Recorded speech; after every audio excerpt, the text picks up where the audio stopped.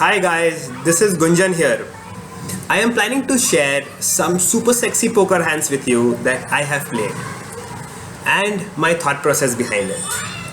My intent over here is to critique my play, my opponent's play, share my thought process and learn from my mistakes that you guys will point out in the comments below.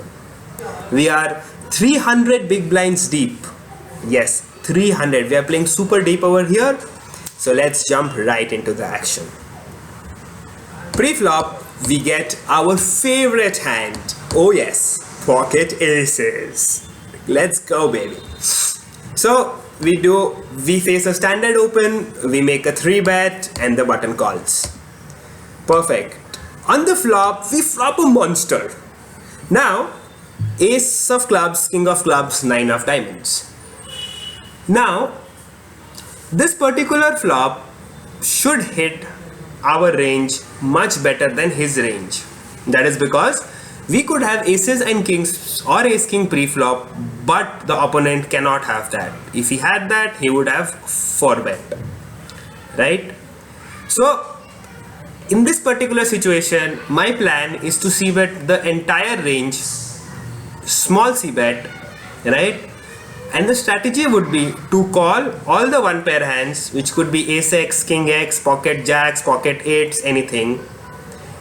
Raise if all our sets and draws, if he raises our c-bet, and fold absolute garbage hands, which could be 6, 7 of hearts or 3, 4 of hearts or things like that. So we go ahead and make a small continuation bet and the villain calls. We go ahead. The turn is a pretty blank card, 7 of hearts. Now, in this spot, when he calls, it looks like he has something. He could have an ace x, he could have a king x, or some sort of a flush draw, maybe a straight draw, right? Which is jack 10, 9, 10, queen 10, things like that. So going by my initial read that the guy is slightly sticky with pairs, I think he should pay me off, especially with ace x, kings x hands. And maybe since we are so deep, he will call any size bet for implied odds with all of his draws. So over here I go ahead for the larger bet sizing. We bet 1950 into 2600, putting in, like giving him the incorrect odds to call and draw out. In this case, my plan is to raise in case he raises this bet and go for max value, putting his ace x, pocket nines or kings in a very tough spot. Let's see what he does. Our opponent just calls. Pretty standard till the turn. This is going exactly how we hope it should go. Going ahead, we see the river, and the river is the jack of spades. Now this is a pretty decent card for us, right? Because jack of spades hits a lot of his range, giving him a 2 pair or at least a pair. Remember, initially we put him on hand something like a queen 10, queen jack, jack 9, jack 10, so all of that hits. He could also have a king jack, which is called pre-flop, which makes 2 pair now, right? Now the question is, what should we do? Should we go bet for value or should we check raise for value? Since this is so early in the session, my read is that most players at this level will check back their 2 pairs, which is not ace king or ace jack. King jack, king 9, 9 7, all of those hands would check back. Maybe all the draws, not draws, maybe all the draws also just check, right? Draw with a pair, flush draw, checks, right? So over here, I think it makes more sense to go for a larger size to get paid off from all of his king x hands, king jack and 2 pair. So this is what we do. We go ahead and bet large, 5700 into a pot of 6400. And now comes the real interesting part. Our opponent Yes, you guessed it right. Goes all in. Yes, our opponent goes all in. This puts us in a massively tough spot. The pot before he jammed was 12,000 rupees. He's gone all in for 2.5 times of pot for 31,000 rupees.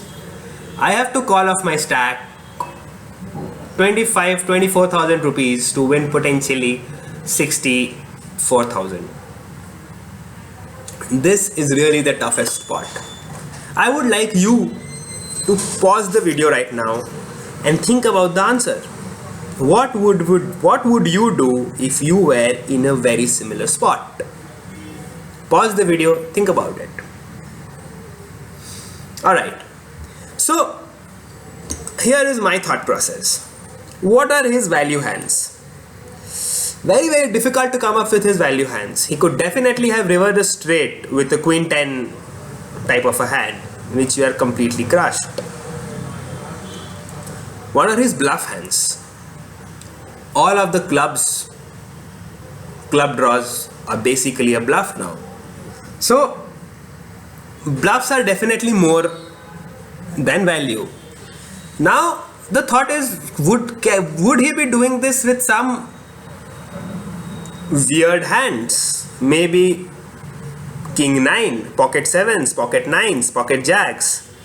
Because putting in jamming pocket 9s or kings here, jamming kings may be standard, but jamming pocket 9s here or pocket jacks here is really bad, because when you are called you will definitely be drawing dead.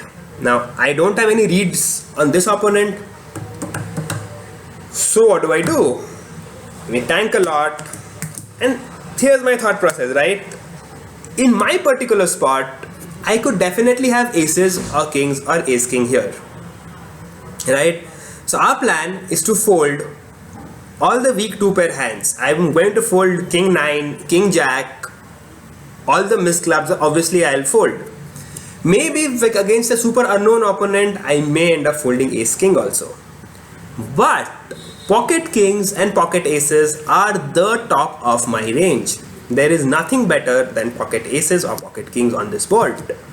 If I'm folding pocket aces, I will end up folding everything, which means my opponent can just jam all in on me every time, and nothing I could do about it. So I bite the bullet and call. What do you think happens? This is a 68,000 rupee pot, 340 big blinds, 680 big blinds have gone into the pot, and we win it. The guy was bluffing with missed clubs. Woohoo! Sweet, sweet, sweet 68,000 rupees for us. Alright, so this is just the first hand of a super interesting session which I played with this super interesting opponent. Please let me know your thoughts in the comments below. I would really love to know if I made a mistake, if my opponent made a mistake, and what do you guys think of this play.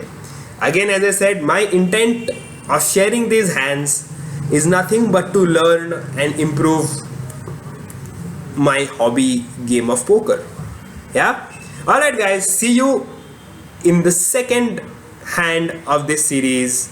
Signing off. Bye bye.